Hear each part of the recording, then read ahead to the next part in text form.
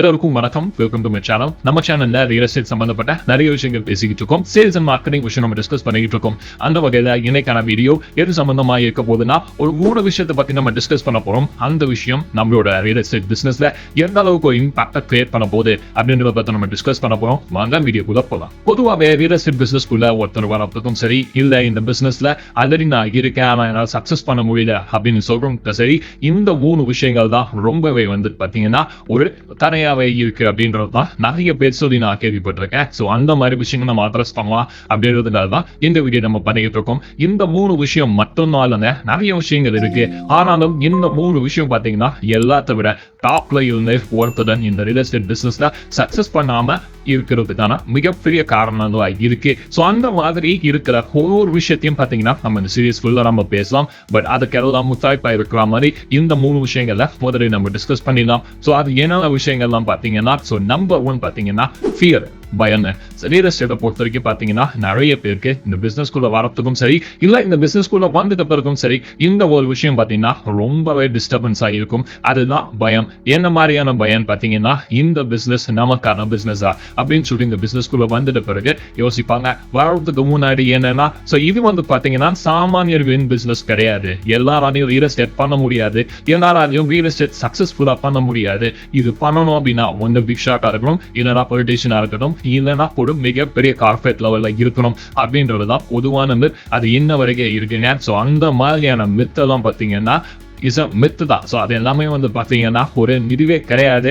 இன்னைக்கு வந்து பார்த்தீங்கன்னா பிசினஸ் வந்து ரொம்பவே டிரான்ஸ்பரண்டா மாறிடுச்சு. ஸோ நிறைய ரெகுலேஷன்ஸ், நிறைய விஷயங்கள் வந்து பார்த்தீங்கன்னா கவர்மெண்ட் சைடில் வந்து இருக்கிறதுனால நீங்க தூக்கி போட வேண்டிய மிக மிக மிக முக்கியமான விஷயம் என்னன்னு பார்த்தீங்கன்னா இந்த பயம் தான்.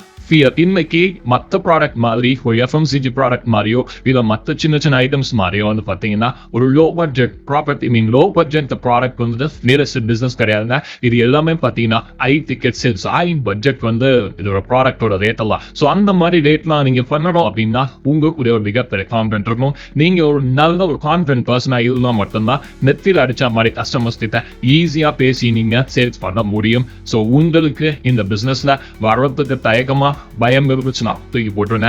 நீங்க இந்த பிசினஸ்ல வந்துட்டீங்க, இருந்தாலுமே நான் ரொம்ப சக்சஸ்ஃபுல்லா இல்லை அப்படின்னா நீங்க இன்னும் ஏதோ விஷயத்துல வந்து பாத்தீங்கன்னா உங்களுக்கு சின்ன பயம் இருக்கு. அதை வந்துட்டு உங்களோட கம்பெனியோட ஓனர்ஸ்கிட்ட நீங்க பேசுங்க, இது மக்கள்கிட்ட பேசுங்க. அந்த பயத்தை முதல்ல தூக்கி போட்டுருங்க. ஸோ பயம் ரியல் எஸ்டேட்டுக்கு மட்டும் தான் லைஃபுக்கே தேவைப்படாது. ஏன்னா நாம போற விஷயம் கரெக்டா இருந்துச்சுன்னா பயம் நமக்கு தேவையே கிடையாது.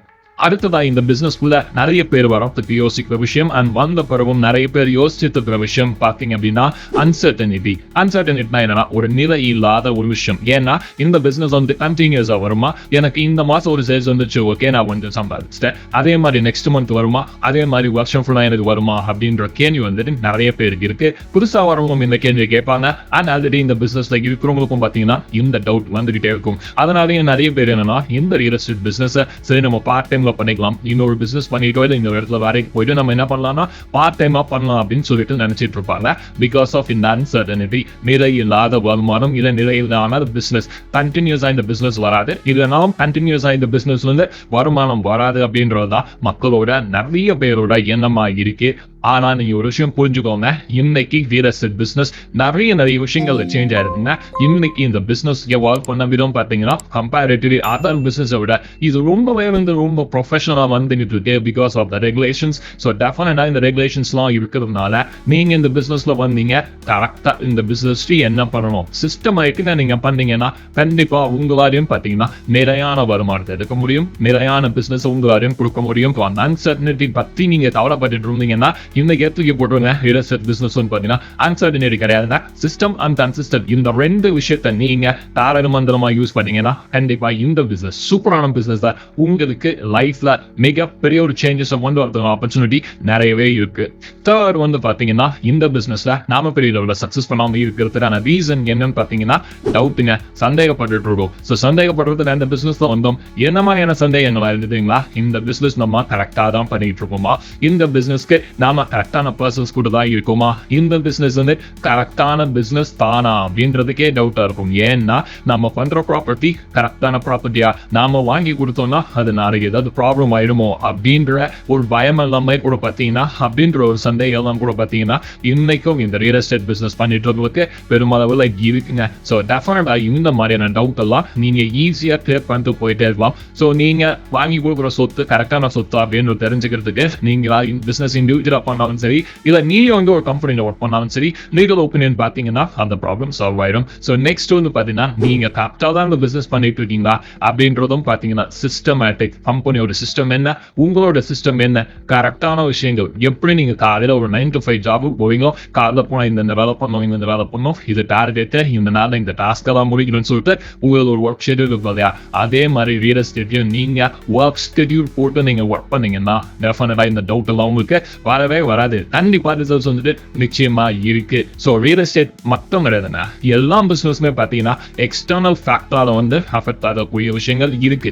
அதே மாதிரி தான் ரியல் எஸ்டேட்லும் பார்த்தீங்கன்னா அப்பப்போ கொஞ்சம் எக்ஸ்டர்னல் ஃபேக்டரோட அஃபெக்ட் ஆகும். நீங்க இந்த சந்தேகம் அப்படின்ற ஒரு விஷயத்தையும் தூக்கி போட்டுருங்க. இந்த 3 விஷயத்தை மட்டும் நீங்க உங்க மைண்ட்ல இருந்தும் சரி, உங்களோட பயம் இருந்தாலும் சரி தூக்கி போட்டுட்டீங்க அப்படின்னா real estate is a golden opportunity. டெஃபினட்டா மிகப்பெரிய அளவில் நீங்க என்ன பண்ணலாம், சாதிச்சுட்டு போயிட்டே இருக்கலாம். ஏன்னா நீங்க யோசிச்சு பாருங்க, ரியல் எஸ்டேட்ல வந்து ஜெயிச்சவங்களா பெரிய முதலாளிகளோ பெரிய பொருட்கள் கிடையாதுங்க. ஒரு சாதாரணமா வந்து இந்த பிசினஸோட கரெக்டான nuances தெரிஞ்சு அதை சிஸ்டமேட்டிக்காவும் கன்சிஸ்டன்டாவும் பண்ணவும் மட்டும்தான் பெரிய அளவில் ஜெயிச்சிருக்காங்க. நீங்களும் ஜெயிக்கணும்னா ஃபியர் ஆன்சர் டவுட் முழு தூக்கி போட்டுட்டு கன்சிஸ்டன்சி சிஸ்டம் இந்த 2 விஷயத்த மைண்ட்ல வச்சுக்கோங்க. 3 நிமிஷத்தை தூக்கி போடுங்க, 2 விஷயத்த மைண்ட்ல வச்சுக்கோங்க. டெஃபினட்டா பெரிய அளவில் சக்சஸ் பண்ணிட்டு போய்கிட்டே இருக்கலாம். ஸோ டெஃபினட்டா real estate is a golden opportunity. யாருக்குன்னா சிஸ்டமேட்டிக்காவும் கன்சிஸ்டன்டாகவும் ஒர்க் பண்றவங்களுக்கு.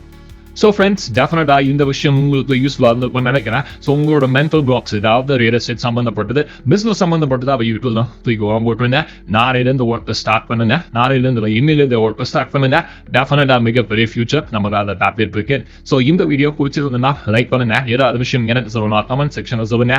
இந்த இன்ஃபர்மேஷனை உங்களோட ஃபேமிலி, ஃப்ரெண்ட்ஸ், ரிலேட்டிவ்ஸ் யாராவது பிசினஸ் பீப்புளுக்கு யூஸ்ஃபுல்லா இருக்கும்னு நினைச்சீங்கன்னா ஷேர் பண்ணுங்க. நம்ம சேனலை தொடர்ந்து சப்போர்ட் பண்ற விதத்துல சப்ஸ்கிரைப் பண்ணுங்க. Thank you so much for watching this video. Thank you. All the very best.